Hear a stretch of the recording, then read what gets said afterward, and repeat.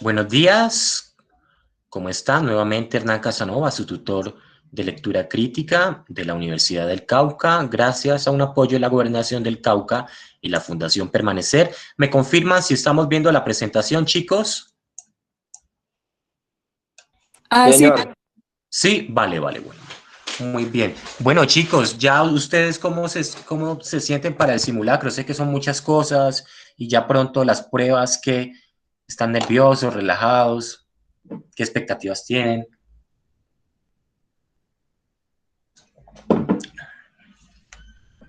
¿No? Bueno, veamos primero, antes de empezar con la guía de textos continuos no filosóficos, veamos la prueba de lectura crítica que evalúa. A ver, yo leo por aquí, que está como muy pequeñito.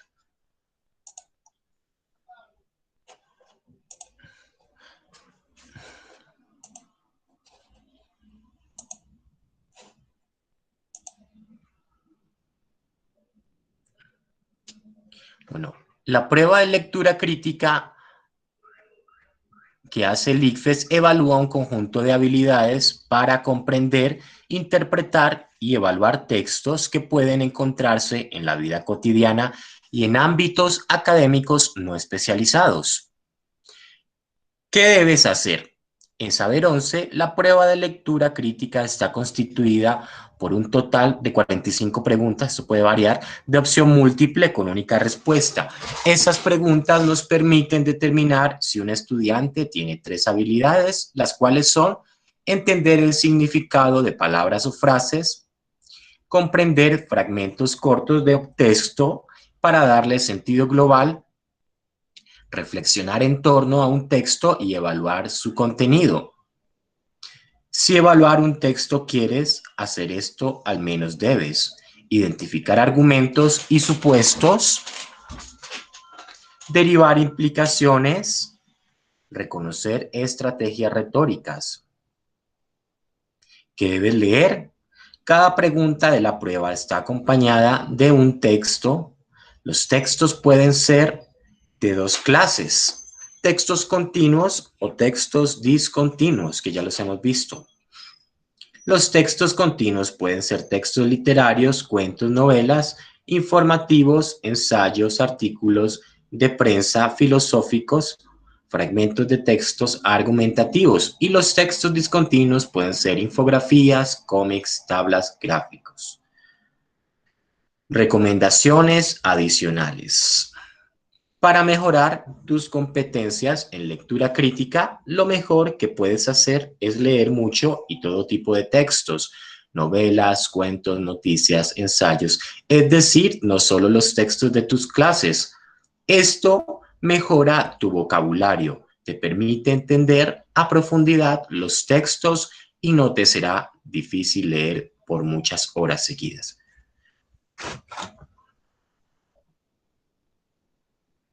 Bueno, vamos con la guía 7, textos continuos no filosóficos. Introducción a la guía. La presente guía tiene como fin presentar los distintos tipos de textos continuos no filosóficos que tienen como objetivo dar una información clara y concisa a los lectores, los temas que se van a tratar y desarrollar en el transcurso de la clase son los siguientes: textos continuos no filosóficos informativos, análisis y reflexión de datos, estrategias argumentativas, estrategias retóricas.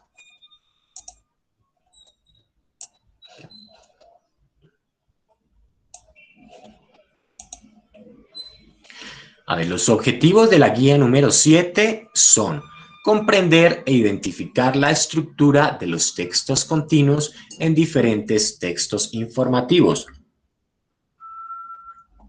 interpretar y reflexionar la intencionalidad del texto con respecto a un tema específico, entender la intencionalidad del discurso utilizado en el texto. Bueno, aquí vemos cómo está estructurado un texto argumentativo que inicia por la introducción, la cual se enuncia el tema que se tratará y la postura que se va a defender. La tesis, ¿qué será? Es un enunciado breve a partir del cual se estructura la argumentación. Consiste en expresar lo que se quiere demostrar. La argumentación son la serie de razones que el emisor presenta para convencer al receptor de que la tesis es verdadera y válida. En la argumentación también podemos traer otros autores relacionados con el tema o la tesis que queremos desarrollar para poder darle un soporte bibliográfico y para que nuestra argumentación tenga contrastes, ¿no? También de voces. Es muy importante hacer una búsqueda bibliográfica, que son los referentes, los autores que ya han tratado este tipo de temas y que nos van a ayudar a desarrollar la tesis que estamos planteando. La conclusión, perdón. En la conclusión se sintetizan las ideas principales del discurso, se enuncian cuáles son las consecuencias de lo expresado.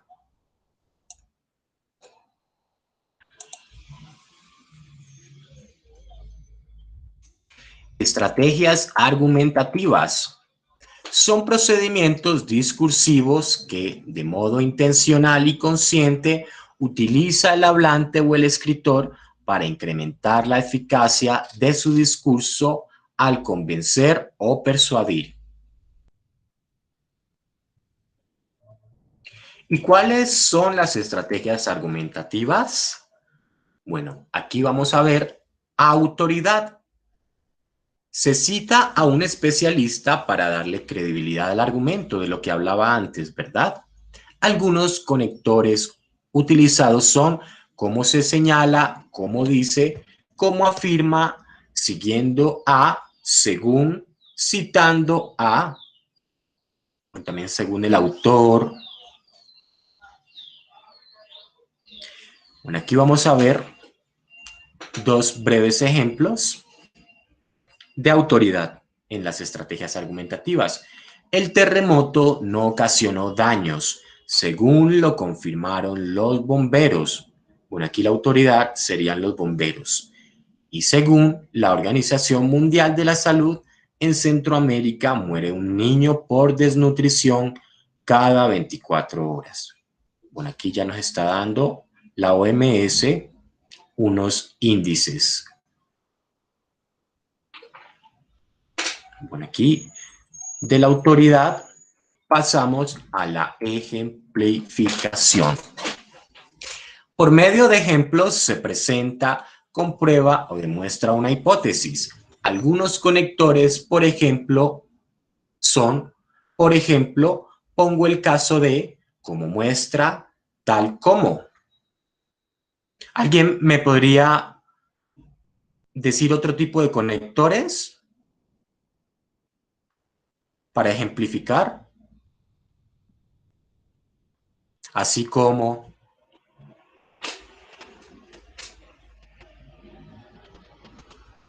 ¿no?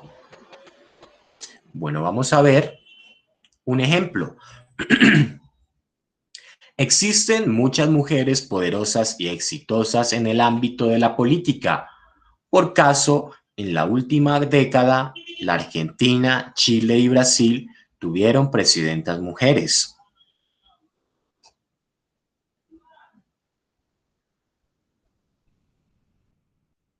Ahora vamos con el contraejemplo. Muestra una excepción a la regla general. Ejemplo, dicen que a los argentinos les gusta el fútbol, pero yo soy argentino y no me gusta. ¿Qué otro contraejemplo me pueden dar, chicos y chicas?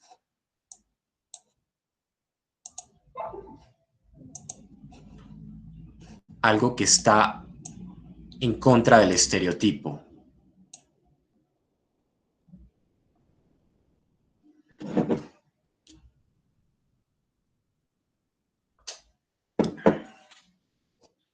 Bueno, en un tiempo, en los años 90, si un colombiano iba a viajar al exterior, era... Bueno, por aquí están pidiendo.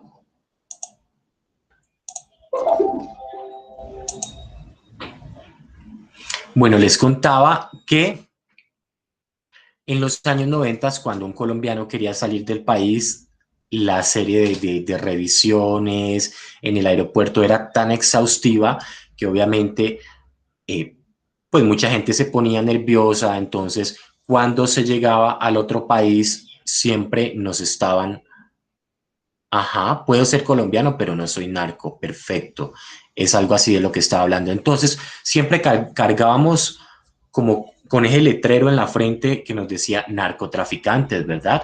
Y era, y era realmente muy triste ver cómo los medios internacionales en los 90 eran, porque en ese tiempo las bombas destruyeron periódicos como El Espectador, asesinaron al director del Espectador, bueno, la muerte de Jaime Garzón, que también fue a finales de los 90, tres candidatos presidenciales asesinados en los 90. O sea, miren, miren cómo la violencia asociada al narcotráfico nos quitó tantos líderes, ¿verdad? ¿Cómo hubiera sido diferente nuestra situación, digamos, con Galán? ¿Será que hubiera sido diferente? ¿Lo hubieran dejado gobernar?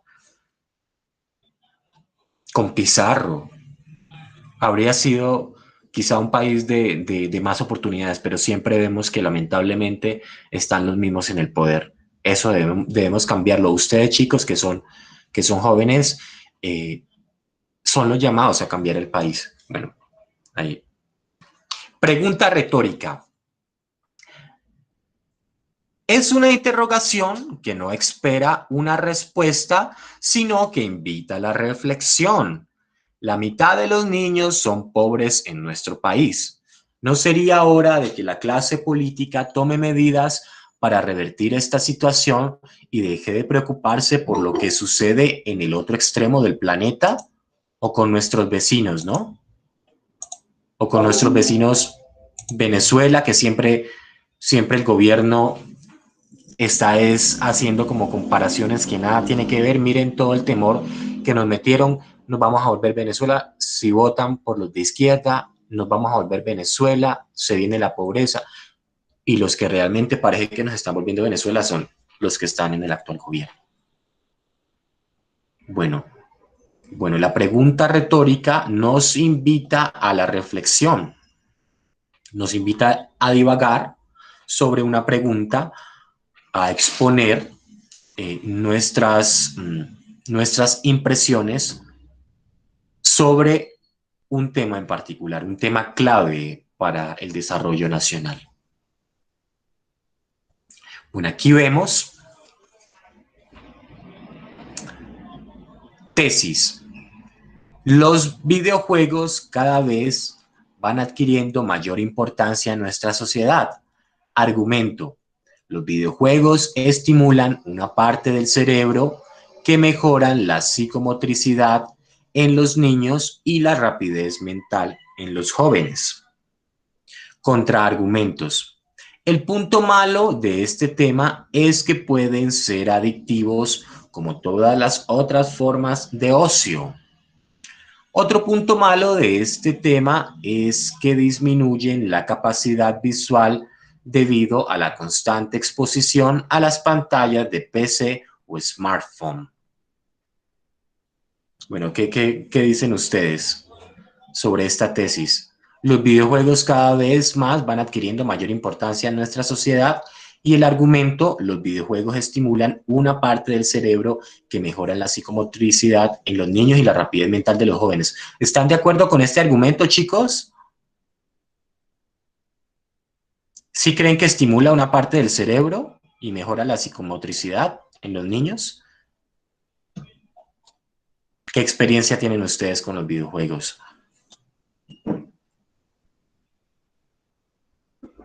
Bueno, me dice que sí, Alex. Bueno, y de los contraargumentos, o sea, la otra parte,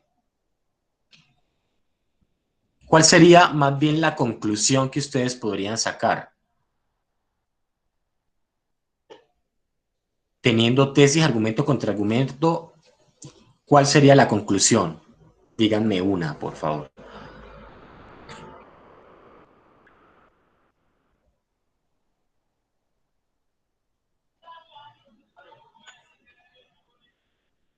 Bueno, una conclusión podría ser, obviamente, dedicar un espacio de tiempo a los videojuegos, claramente sin descuidar el estudio, ¿no? Establecer horarios, luego de hacer tus tareas de la escuela, las tareas de ayudar a los papás en la casa y tener un horario específico para videojuegos o para vernos con los amigos. Bueno, aquí vemos cómo se estructuran los textos narrativos. En los textos narrativos encontramos estos elementos: narrador, personajes, espacio y tiempo. Los personajes pueden ser protagonistas, antagonistas o secundarios. Bueno, el tiempo generalmente, muchas historias se cuentan en tiempo presente o en tiempo pasado. Muy pocas novelas, como el caso de Octavio Paz, tienen un texto en tiempo futuro, que es súper extraño, ¿no? Entonces, me verás, amanecerá, todo, las conjunciones verbales están hechas en futuro, es un poco extraño, realmente no he visto muchos textos. Pero también la temporalidad, digamos, en la ciencia ficción se supone que estamos viendo un tiempo futuro, pero el verbo está hecho en presente. Entonces vemos cómo los tiempos y los espacios se pueden alterar en los textos narrativos. Bueno, hay sucesión de hechos, los argumentos. El argumento tiene un inicio, un nudo y un desenlace, que era como lo habíamos visto a lo largo de las clases. Bueno, aquí tengo el texto del Principito. ¿Alguien? ¿Sí están viendo ahí este libro Pop-Up? No sé si ya se los había presentado.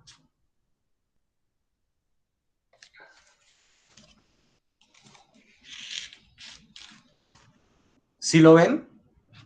Ah, sí, profe. Vale, gracias.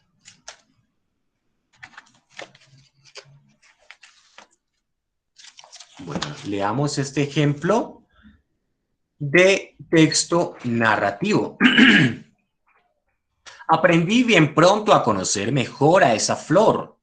En el planeta del Principito siempre había habido flores muy simples, adornadas con una sola hilera de pétalos, que apenas ocupaban lugar y que no molestaban a nadie. Aparecían una mañana entre la hierba y luego se extinguían por la noche, pero aquella había germinado un día de una semilla traída de no se sabe dónde, y el Principito había vigilado muy de cerca esa brizna que no se parecía a otras briznas. Antón de Saint-Exupéry, El Principito, Editorial Salamandra, 2016. Bueno, veamos los elementos que se componen. Bueno, veamos los personajes, que claramente son el Principito y la flor. El espacio sería el planeta de la rosa, ¿cierto? No vemos claramente antagonistas, aunque por lo que leemos, la rosa es muy caprichosa. Pero en este caso serían los dos protagonistas dentro de este capítulo.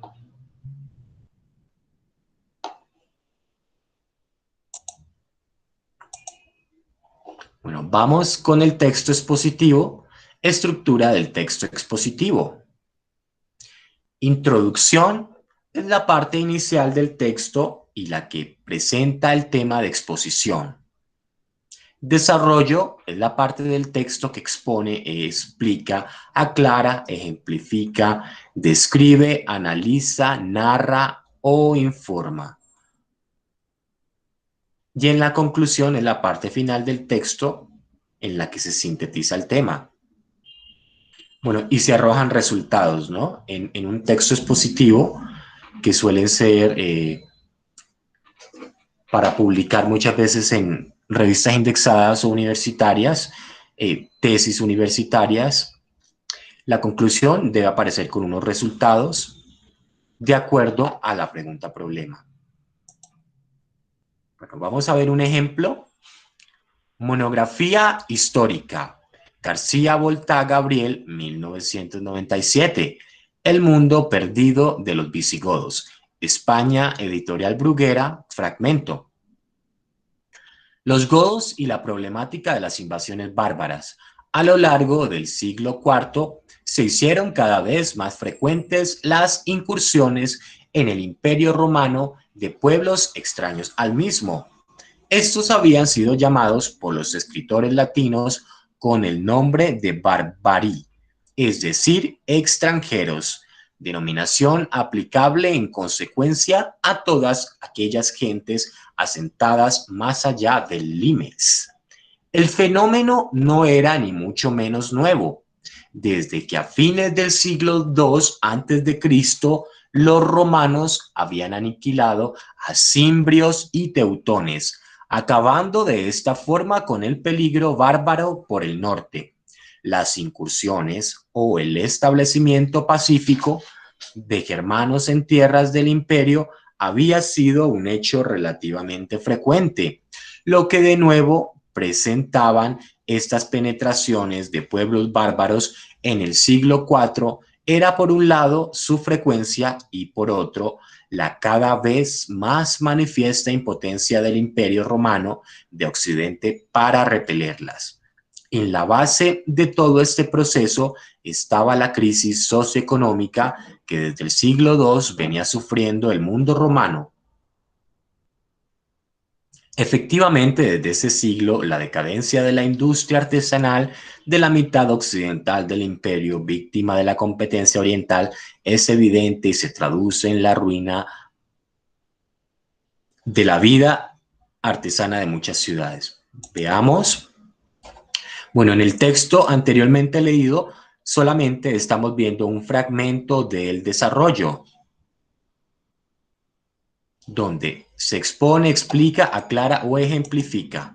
Bueno, aquí nos está hablando de cómo se llega a llamar bárbaro a los extranjeros y nos habla de unas tribus. Bueno, rápidamente vamos a ver cómo se estructura un texto descriptivo. Ya habíamos visto cómo el texto descriptivo suele aparecer con las cualidades físicas y psicológicas del personaje. Es la representación verbal real de un objeto, persona o animal. Prácticamente todo lo que pueda ser puesto en palabras. El texto pretende que el lector obtenga una imagen exacta de la realidad que estamos transmitiendo en palabras. Bueno, exacta, una imagen de la realidad, diría yo, que hay muchas realidades. Bueno, entonces en el texto descriptivo vamos a ver las cualidades físicas y psicológicas de personas, objetos o animales. Alguien, bueno, acabamos de ver que en el Principito también hay una parte donde se narra lo caprichosa que es la rosa. Entonces, un mismo texto puede ser narrativo y descriptivo. Bueno, vamos con un ejemplo de un texto descriptivo. ¿Quién me quiere ayudar a leer?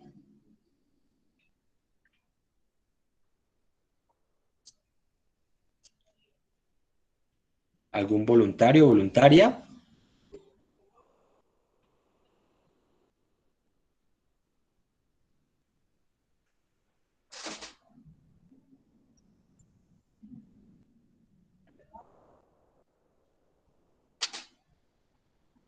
¿No? Buenos días. Buenos días, sí, sí, ya empieza. Bueno, un poco de campo en la ciudad. Se abren las puertas, la majestuosidad de su arquitectura, de su aire de antaño, una larga empinada para estar ahí, justo enfrente de sus escaleras a medio construir. Se divisa una enorme pavo real, unas altivas cúpulas de casas pasadas por los años que dejan toda la tradición e historia encerradas en el barrio Las Cruces, adentrarnos en un espacio, en una plaza que evoca por lo natural de su aspecto, de su imagen, historias, vidas y relatos de quienes han estado ahí por años. El olor a tierra, el olor a frutas, ese olor que emerge del campo, el olor de mercado, el aspecto de campesinos, de hombres y mujeres arraigados a una cultura de venta de diferentes enseres y comida, que se ha convertido en su medio de subsistencia y de punto de encuentro para dar fe de la cultura que reviste a este espacio. Bueno, Tatiana Lorena Barrera Niño y María Alejandra Santos Cabrera, entre góndolas y canastos, Universidad Javeriana 2008. Bueno, entonces vemos cómo en este párrafo, que es un párrafo muy colorido, vamos describiendo un espacio, un pequeño terruño del campo en la ciudad. Entonces, mire cómo nos trae el olor de la tierra, ¿no? Cómo nos imaginamos, cómo nos relacionamos el olor de la tierra apenas leemos el olor de las frutas, vemos los colores, el olor que emerge del campo, del mercado. Entonces vemos que en este texto descriptivo estamos señalando unas características de lo que es el campo en la ciudad. Bueno, gracias por la lectura.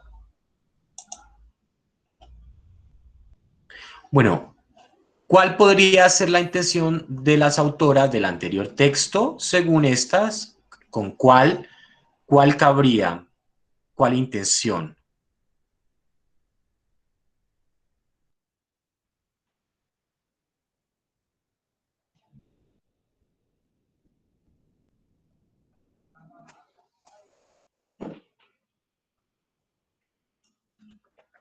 ¿Alguien? ¿Será contradecir lo que buscan las autoras algo? ¿Están contradiciendo algo?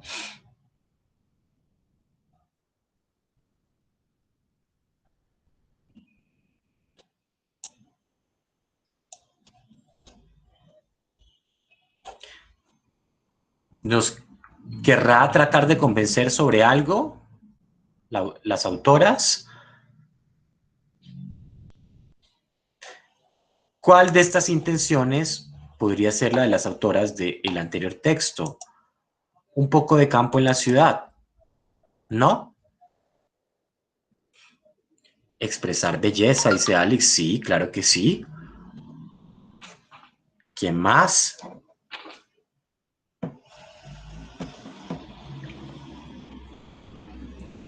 Bueno, pintar con palabras. También vemos cómo se retrata gráficamente unos elementos de la tierra, de las frutas, de la gente. Expresar emociones también, claro que sí. Contar una historia, un suceso, sí. Bueno, contradecir y convencer, no.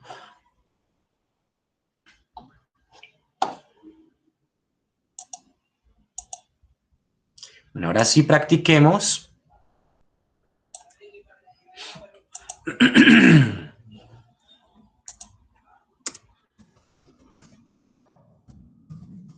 Responda a la pregunta de acuerdo con la siguiente información.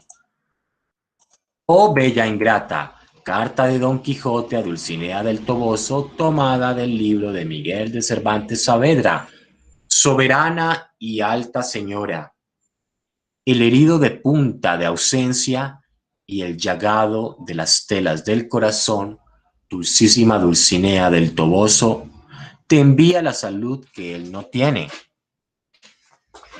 Si tu hermosura me desprecia, si tu valor no es en mi pro, Si tus desdenes son en mi afincamiento, maguer que yo sea asaz de sufrido, mal podré sostenerme en esta cuita, que además de ser fuerte, es muy duradera.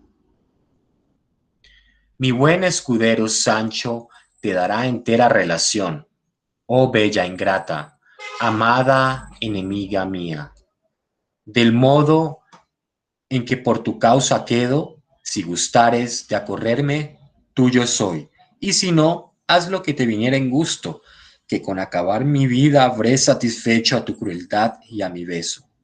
Tuyo hasta la muerte, el caballero de la triste figura.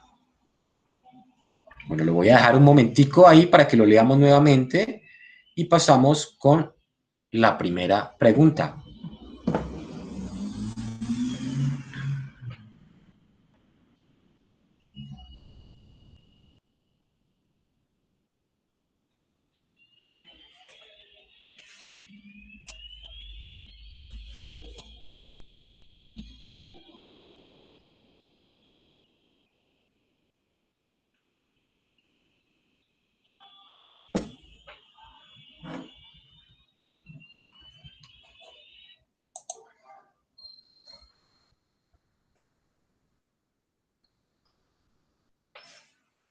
Bueno, vamos con la pregunta sobre este texto. En la carta de Don Quijote a Dulcinea del Toboso, la palabra asaz podría reemplazarse sin que se modificara el sentido de lo enunciado por dos puntos: A, poco; B, nada; C, algo; D, tan. Respondemos por el chat. A partir de ahora tenemos minuto y 35, chicos, para responder. Esta mañana de viernes, Bachillerato Patía.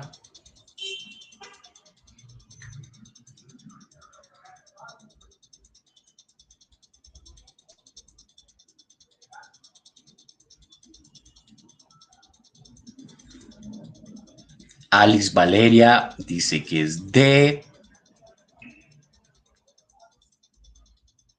¿Quién más?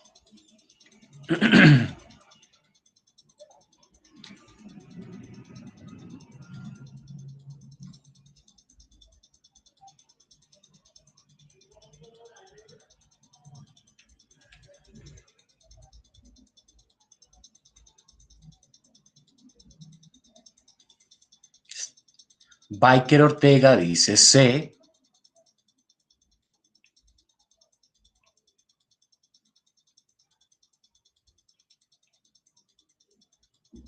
Raúl Eduardo Díaz, C.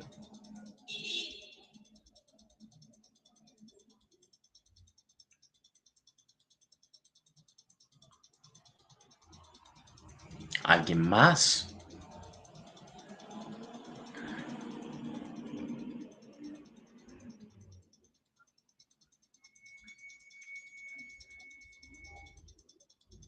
Bueno, llegamos al tiempo. Veamos la respuesta.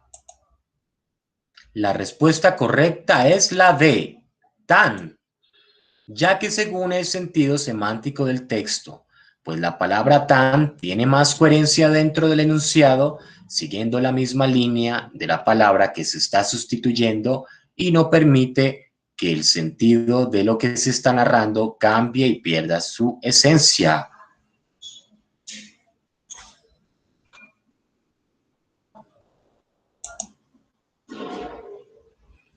Bueno, ahora vamos con este otro texto.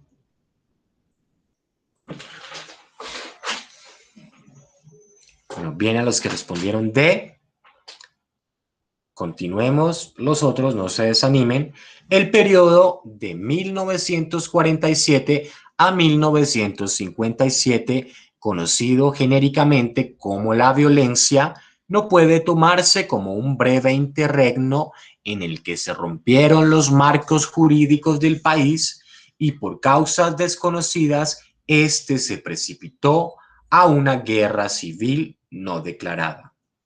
La visión simplista de que la sumatoria de los odios heredados fue la responsable del desangre, oculta la otra realidad, la que expresa históricamente que la violencia ha hecho parte de las costumbres políticas desde los orígenes mismos de la etapa republicana de nuestra historia. A lo largo de todo el siglo XIX, el país fue azotado por la utilización de la violencia como método de gobierno o de oposición. Así, es claro que el periodo 47-57, aquí es 20, perdón, no albergó un fenómeno inexplicable. Por el contrario, los elementos estructurales de violencia, los odios heredados, la pasión partidista, el despojo de la tierra, la persecución religiosa, la división política del país y la eliminación física del adversario político renacieron con mayor fuerza.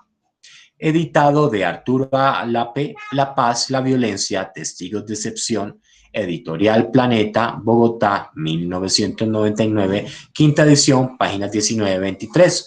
Voy a dejarlo un momentico para que lo leamos nuevamente y hagamos una pregunta de aquí, ¿ok?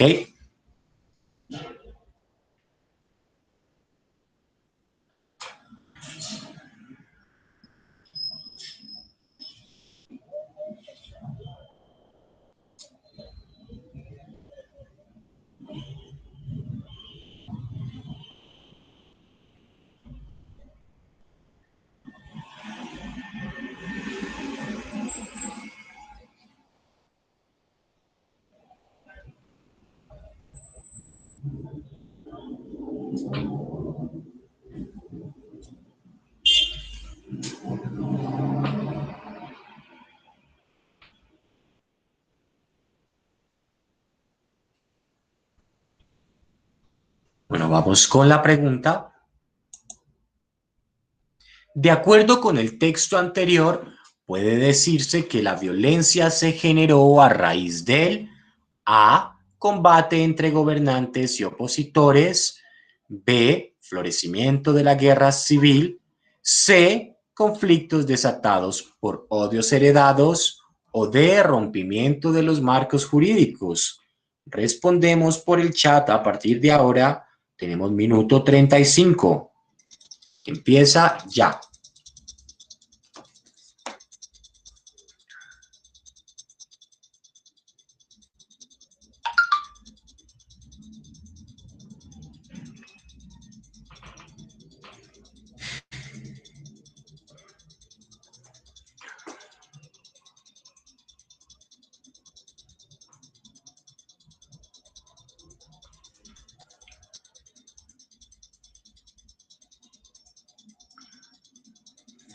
Luisa Buitrón dice que es la D.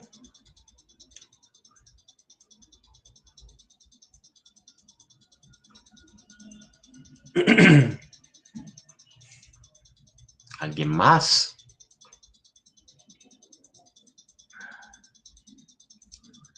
Alex dice que es la D. Biker D.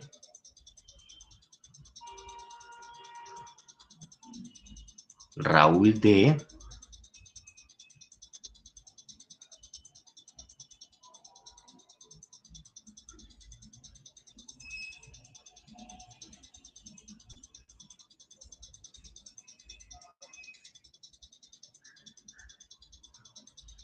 David Bolaños A.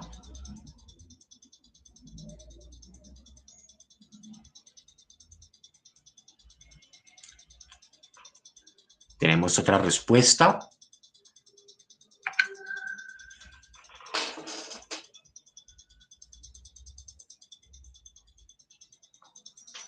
Bueno, no hay más respuestas.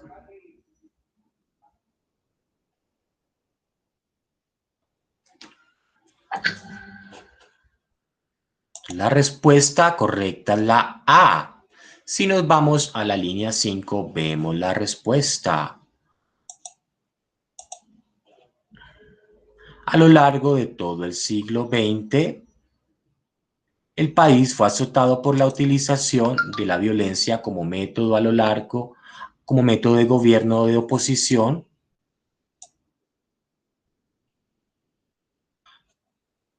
Así es claro que el periodo 47-57 no albergó un fenómeno inexplicable, por el contrario, los elementos estructurales de violencia, los odios heredados, pasión partidista, despojo de la tierra, persecución religiosa, división política del país y eliminación física del adversario político renacieron con mayor fuerza. ¿Por qué no es B? No es lo que nos están preguntando, ¿cierto? La C, conflictos desatados por odios heredados, es un elemento adicional de contexto, pero tampoco hace referencia a lo que nos preguntan. Y el D, el rompimiento de los marcos jurídicos, es una información que viene a complementar el texto.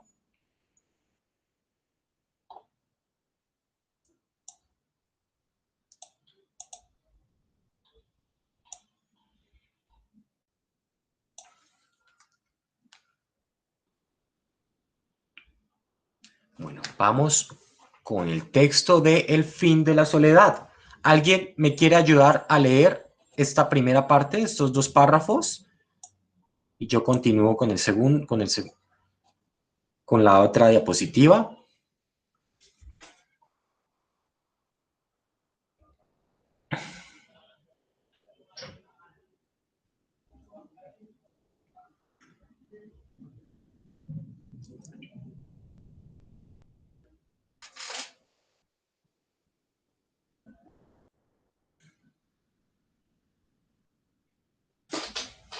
¿No?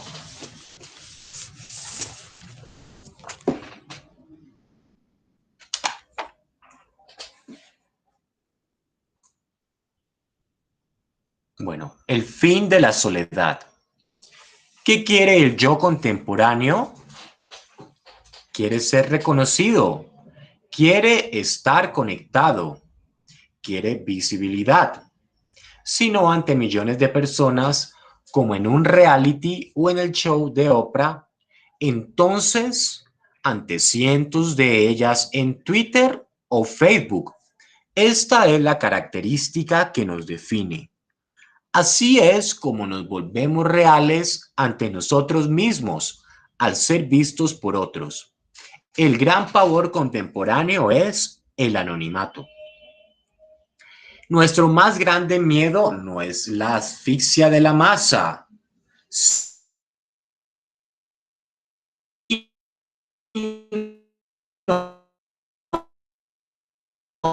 Con esta vino la amenaza universal de la soledad.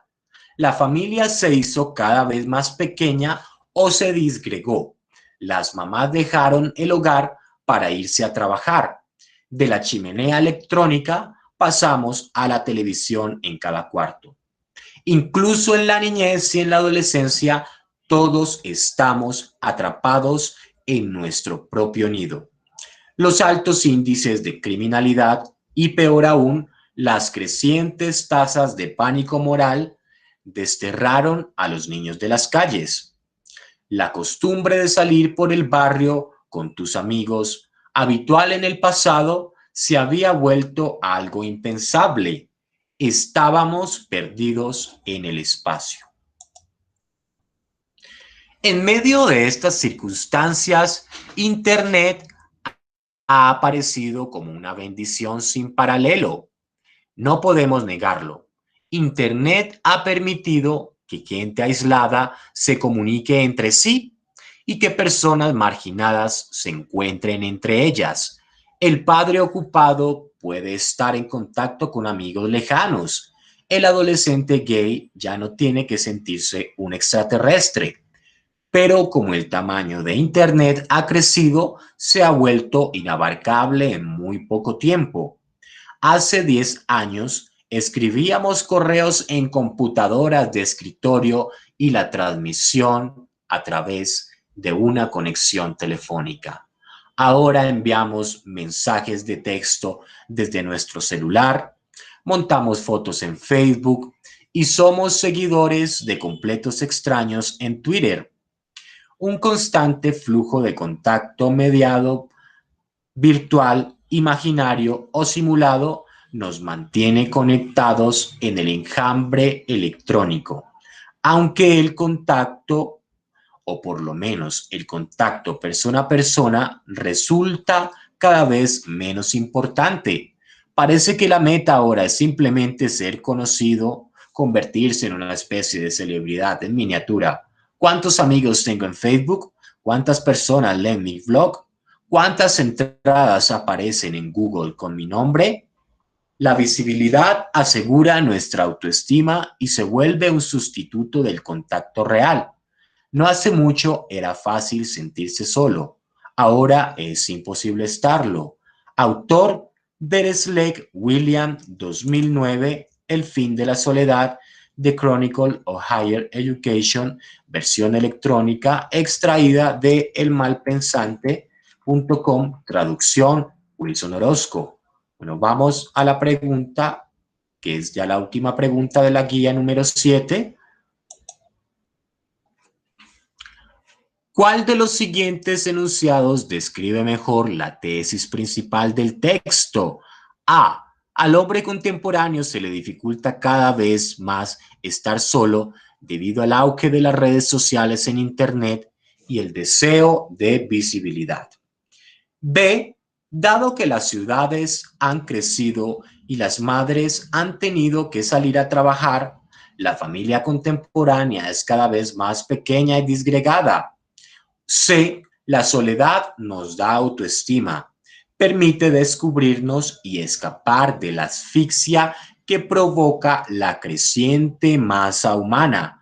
O D. El hombre contemporáneo da tanta importancia al contacto persona a persona como al contacto virtual en las redes sociales. ¿Cuál será la respuesta, chicos? Respondemos a partir de ahora por el chat.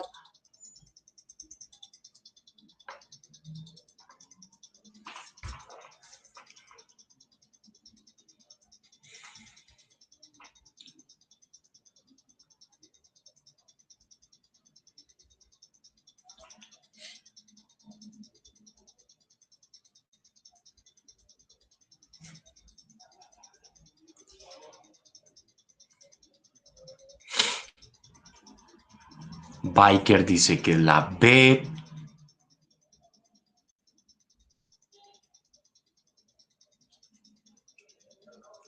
Luisa Huitrón dice que es la A.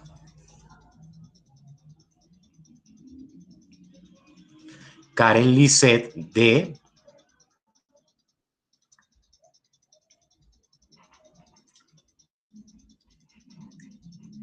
Alice Valeria, la A.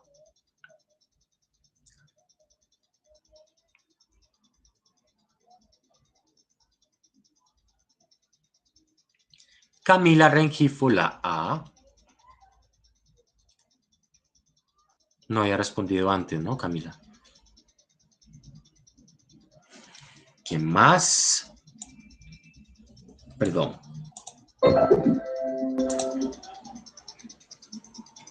Tenemos otra respuesta, chicos, chicas, bachillerato Patía. Demos unos segundos extras para la última.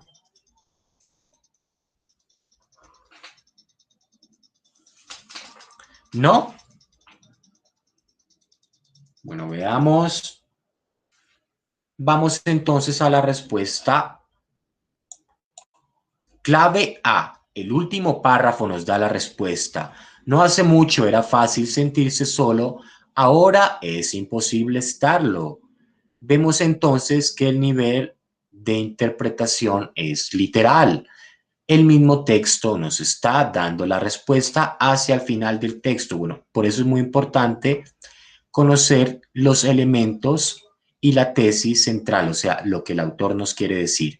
Y en este caso, respondiendo a la pregunta, ¿cuál de los siguientes enunciados describe mejor la tesis principal del texto? Es claramente la A. ¿Cómo remata el texto de Dereslek William? No hace mucho era fácil sentirse solo, ahora es imposible estarlo. Bueno, chicos, muy bien. les voy a dar una información final sobre la Feria del Libro Virtual.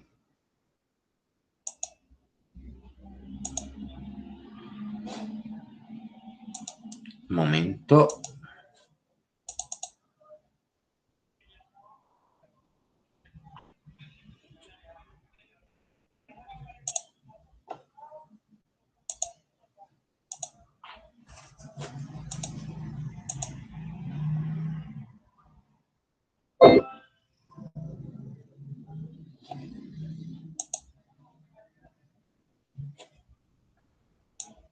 Bueno, les estamos haciendo una cordial invitación a que se conecten a partir del 26 de octubre al 1 de noviembre en Popayán, Ciudad Libro 2020.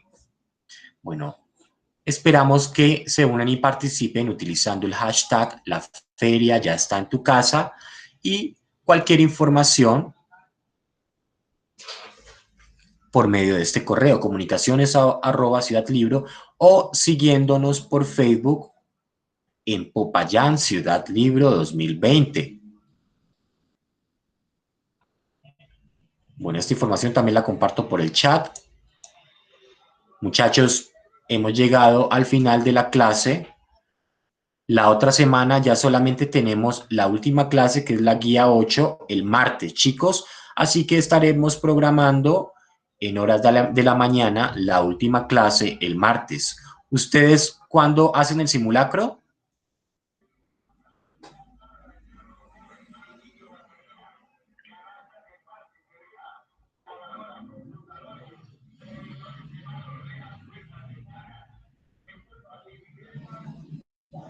¿No? Bueno, chicos, muchas gracias por acompañarme en esta clase. Ok. Ah, o sea que el martes no tendríamos clase, porque cae el martes. Bueno, entonces sería programarla para el viernes. Bueno, entonces me están informando, yo le pregunto a la profesora Laura Llanos, porque si no es el martes, haríamos la última clase dentro de 8 días, una horita para ver la última guía, chicos, y así poder completar las guías. Natalia Manquillo. Bueno, vale, chicos, muchas gracias por su participación, su colaboración. Nos vemos la semana entrante. Les deseo los mejores éxitos para el simulacro, que así va a ser. Muchas gracias a todos, chicos.